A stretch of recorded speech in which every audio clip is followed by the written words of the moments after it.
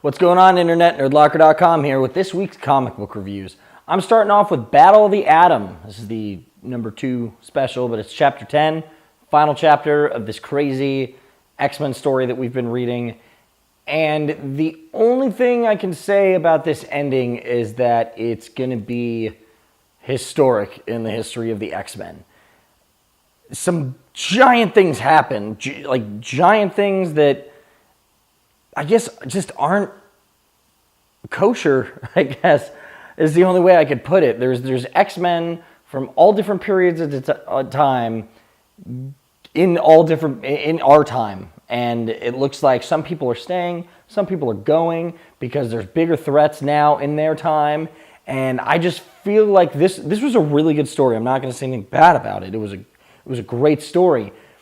But I feel like there's a lot more to come out of this than what we got in the book. I feel like you're going to see a lot carry over into the other books. Something crazy happens at the end with Wolverine and Cyclops and a teacher who is kind of on the fence about things, which I'm not going to spoil anything. I feel like this is a great direction the X-Men have been going in. I can't wait to see what else happens with them. I know there's some big changes they've announced with additions to teams and the new Amazing X-Men with Nightcrawler coming back and all that, but this is great, and I highly suggest to everyone reading it. I'm giving this 5 out of 5 Nerd Skulls. All right, guys, coming here with my comic reviews for the week, and I got to do Star Wars Dark Times number 4. I really like all the Star Wars tie-ins lately. I've said it a million times. I really love what they're doing with the expanded universe, but with these Dark Times titles in particular, it's like getting to me like, oh, how is there so many Jedi that just like slip through Order 66? How many people really like get through this? But they actually explain in the very, very beginning. Dark Horse is kind of cool about this, especially with their Star Wars books, because there's so much history, there's so many different eras. They actually explain this is like the first couple months after Episode 3, pretty much. So like Darth Vader's like, this is year 1 Darth Vader essentially, which is kind of cool. And that kind of helps it go a little easier, because these are like some really seasoned Jedi, and it's like, oh man, they've been around since forever. It's like, no, they've been around for a while, but they're about to die. And like, I like that this ends issue 4, it ends really cool and badass, like, oh man, this one dude's gonna totally show up. But like, really, I feel like it's gonna have a horrible ending in terms of like, oh, what, that guy died? But like, that still makes it a cool ending, you know what I mean? Like, it's horrible in terms of like the protagonist that I want to win is probably going to lose. And I like that. I really enjoy that. I never enjoy that in books, but just that feeling in this, because he's like about to throw down with Darth Vader, is really intense. So check this out, guys. Let me know what you guys think, and let me know what you think of this whole Dark Times series, because I think it's been really fun. I'm going to give this book 4 out of 5 Nerd Skulls, though. Hey guys, I got a chance to pick up Swamp Thing, the annual number 2 this week, and I was pleasantly surprised. Although I think I liked the first half a lot better than the second half.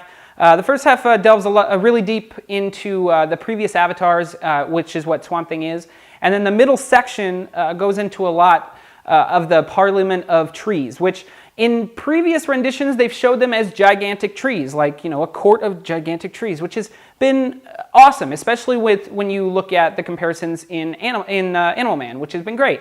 But in this book, they really kind of perceive them as like, you know, 18th century government, you know, like they had really long, not sideburns, but, you know, leaves growing down the sides of their faces. And it was really kind of weird. But the last half, the second half of the book was really fun because it had a lesson, which is, I think, learn from your ancestors. And it was good. I liked that ending. And I'm looking forward to what's coming in this next arc of Swamp Thing. So I think you should check it out. I'm going to give it 3 out of 5 Nerd Skulls.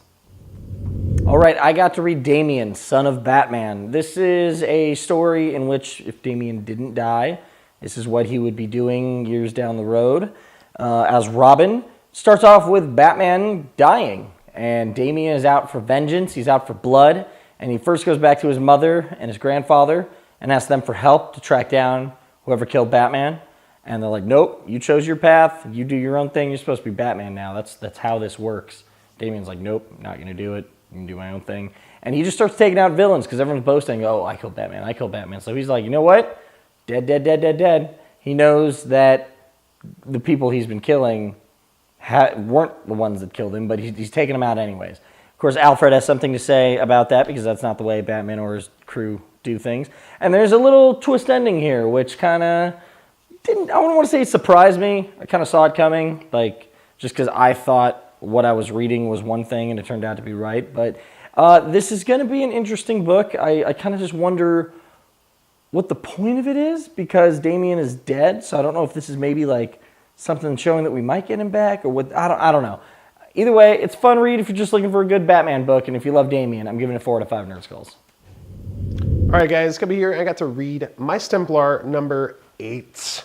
It's pretty awesome. It's actually a really, really good issue. I really love this series overall because it has a really good mythos, a really good like stuff that it's building on, things that have been going on, things that it's leading to. All of that is actually really interesting and cool, and I personally enjoy it. It's like Game of Thrones, but with mice and way more magic-y and like not really Game of Thrones, but I'm going to say that because people like Game of Thrones. But either way, it's really fun, and it has that kind of feel to it of like a bigger world, bigger purpose, I would say, for certain characters. And in this one, a lot of stuff has been going negatively towards the bad guys. They're pretty much like they're in charge of everything and kicking ass and being awesome and whatever, which sucks for our heroes that we're like cheering for and everything. And it seems like the good guys are finally going to win in this issue. Like towards the end of it, you're like, yeah, this dude's like, yeah, and they don't. And it's awesome. It's like a really good twist to the story because it feels like these owls are going to come and save, and it's like the eagle showing up in Lord of the Rings, like, oh, what? Like, Deus Ex Machina, everything's going to be cool. No, not even. Like, they couldn't help anything. And it was really, really cool to see that the bad guys are still kind of winning. Bad guys are still kind of coming up on top. But at the end, you get that cool, heroic, this isn't going to happen anymore. And I can't wait to see what else happens. It feels like this series might be over. It feels like, it's just wrapping up. And it could be done, and it could be the rest of My Templar, and that's it. But if they go with it more, I would really love to see that as well. But right now, I'm going to give this 4 out of 5 Nerd Skulls because it's a great book and a great read, and you should read it right now. Hey guys, I picked up Edgar Allan Poe's The Raven and the Red Death, and I would really, really love this book, especially the Raven section. I am a huge fan of Edgar Allan Poe's original books, and seeing these renditions by Richard Corbin, who writes and draws this book amazingly. I just had to pick it up, and it was just such a good read. You have to read this book because, I mean, if you're a fan of Edgar Allan Poe or just any kind of dark storylines, this is the one to pick up. And some of it rhymes, which, I mean, is awesome. So pick it up. I'm going to give it 5 out of 5 Nerd Skulls. I get a chance to read Forever Evil A.R.G.U.S. A.R.G.U.S. Basically, the shield of the DC universe. Written by good buddy Sterling Gates. We're not actually buddies. I just met him once, so sorry, Sterling. I know we're not friends yet. But this is actually a pretty good book. I'm a huge fan of Steve Trevor, and I kind of like that he has a much bigger role in this new 52. And this is him picking up the pieces after Trinity War. You know, we last see him with the group. We find out that Madame Xanadu told Zatanna to get him out because he's got some bigger plans going on. He's destined for something bigger, and he got teleported away, and he's all concerned because he's like, we got to save the Justice League, we got to do this. He kind of comes to, everyone's like, dude, Justice League's dead, man. This is life now. This is what's happening. And they actually are like, okay, well, let's go look for president. Deathstroke's at the White House, which is awesome because we all know Team 7, which had Steve Trevor and Slade Wilson. There's like a history there between them, which I think is a great plot point for either one of these characters. And it starts out with their fight, which means I think the next issue is just going to be a crazy throwdown between them, which is awesome. I like this book. I like that we're not getting just super-powered heroes or, crazy super-powered villains. We're getting to see a different side of all of this and a more tactical side. What it would be like if a thing like A.R.G.U.S fell during all of this and what they'd be doing. I highly suggest picking this up. I give it 4 out of 5 Nerd Skulls. All right, guys, coming here with my review for Avengers number 22. Oh my God, it's an Infinity tie-in. It's really good. Oh my God. No, actually, it was a little slow-paced, and I read it before I read Infinity number 5, which is a bad idea, because you're just like, what? And it explains a huge thing that happens within Infinity, and it gives more depth to it. So after reading Infinity, the issue was like, oh, okay, Nice, dude. Like, it totally made sense, totally fell into place, and it's really cool. I mean, I like that the Avengers and New Avengers right now are less actiony, less crazy. They're letting all that happen in Infinity, and they're being a little more talky, a little more character development-y, you know, all that good stuff that you want in a good story that make it really rich instead of just the big action and boobs and stuff. It's all happening there. It's really, really awesome. I really like the characterizations and going on, like, the romances and how people are like dealing with it and the way they deal with it. I love when a writer can make me feel that the people that I'm reading aren't superheroes and they're actually people. And that's one cool thing about Marvel. It's one cool thing about Jonathan Hickman. That's one cool thing about this whole thing in general. I don't even think he is writing it. So either way, it's an awesome issue. It really explains a lot of things that happen in Infinity that you don't necessarily need to know. I wouldn't say it's essential to the whole story, but it adds so much richness to it that I highly recommend it for that. So I'm going to give it 3.5 Nerd Skulls, just because it's not that pivotal, but it's good. So check it out. Hey fellow nerds, Jasper here, and I just got done reading Deadpool Kills Deadpool issue 4. I myself is a Deadpool fan, Deadpool tattooed included. But one thing I realize is Deadpool is getting shoved down our throats. It's oversaturation. When this series came out, it was kind of interesting. You had different variations and incarnations of Deadpool within the Marvel Universe, from Wolverine to, Galactipool. But as the issues went along, it pretty much was just a bloodbath of, oh, how could we kill Deadpool with other Deadpools? The artwork was great, and one thing that I did like about this issue is the fact that we get to see a Hawkeye version of Deadpool, a Groot Deadpool, but overall, this issue itself was just stale. With that said, I'm giving it a 2 out of 5 Nerd Skulls. What do you think? Let me know. All right, I got to read Killjoys, number 5. I have been loving this book. Absolutely loving it. Last issue at the end, we got this crazy betrayal thing that's going on. This issue, there's a giant fight between BLI and, I guess, the remaining Killjoy outsiders.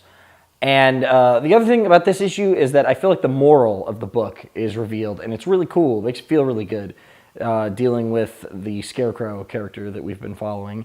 And this issue is kind of like the hero, the girl. She has this revelation after this big fight, more kind of an odd-body experience type thing, and realizes what she is, what she's meant to be, what she's meant to do.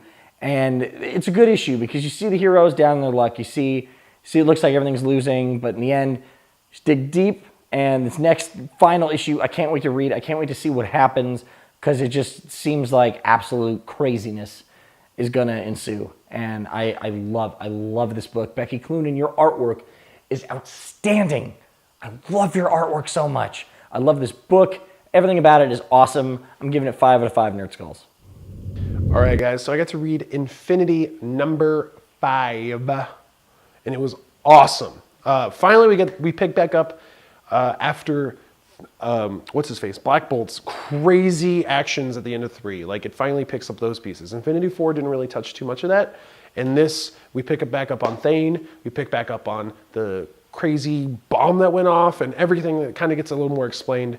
Thanos is in this and talks maybe more than he has in the entire thing, which is really cool because you kind of understand what he wants. We already know what he wants at this point, but you understand why he wants to get it and why he wants to do it, and it's just really cool. It's really awesome, and the fact that the Avengers are coming back to Earth, coming back to take it, coming back to like, hey, we need to do this, and we need to get this done right now.